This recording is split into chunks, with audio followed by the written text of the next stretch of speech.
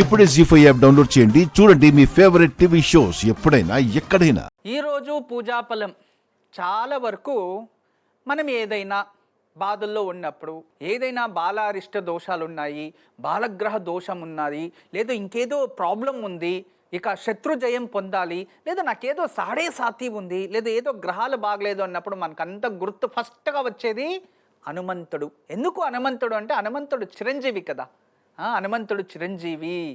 హనుమంతుడు ఈ కలియుగం అంత్యం వరకు ఉంటాడు అని మనకి నిదర్శనం. అలా చిరంజీవి హనుమంతుడు.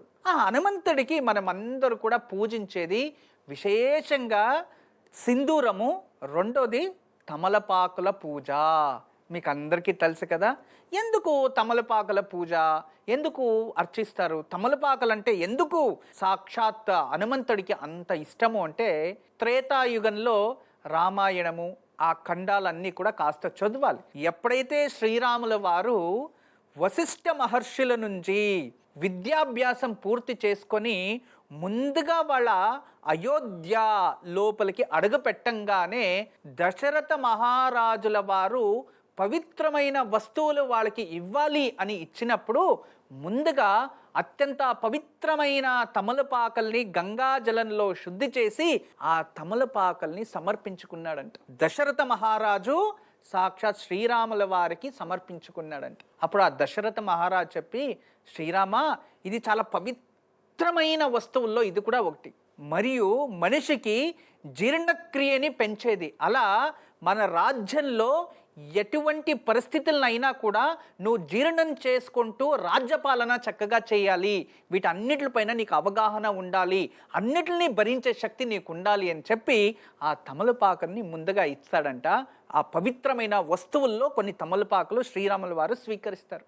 దీని తెలుసుకున్న హనుమంతుడు తదుపరి రోజుల్లో తమలపాకుల్ని తీసుకెళ్లి శ్రీరాముల వారికి అందించేవారంట. శ్రీరాముల వారు ప్రేమగా దాన్ని స్వీకరించేవారంట. అంత గొప్పది తమలపాకలకి అర్థం ఉంది. అదే విధానంగా ఒకరోజు ఇదే తమలపాకపై అంజన క్రియ అని చెప్పి అంజనాన్ని వేసి చూసేవారు. దానివల్ల ఆ సీతారాముల ఒక అనుగ్రహం ప్రాప్తించిందంట. తమలపాక పైన సీతారాముల వారి దృష్టి కనబడేదంట. ఎప్పుడైనా ఆంజనేయ స్వామి సీతారాముల వారిని దర్శనం చేసుకోవాలి ఒకే చోటు నేను అనిపిస్తే ఒక తమలపాకను తీసి ఇలా చూస్తే వాళ్ళ ముఖం అందులో కనబడేదంట.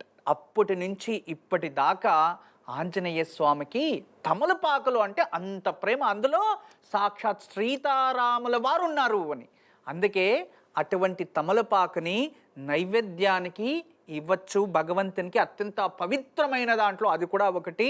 అదే విధానంగా తమలపాకుల మాల దేవుడికి అందించడం వల్ల, తమలపాకులతో అర్చన చేయడం వల్ల సాక్షాత్ ఆంజనేయ స్వామి పరమ తృప్తి చెంది మనలో ఉన్న భయాన్ని దూరం చేస్తాడు, మనలో ఉన్న దుఃఖాన్ని దూరం చేస్తాడు.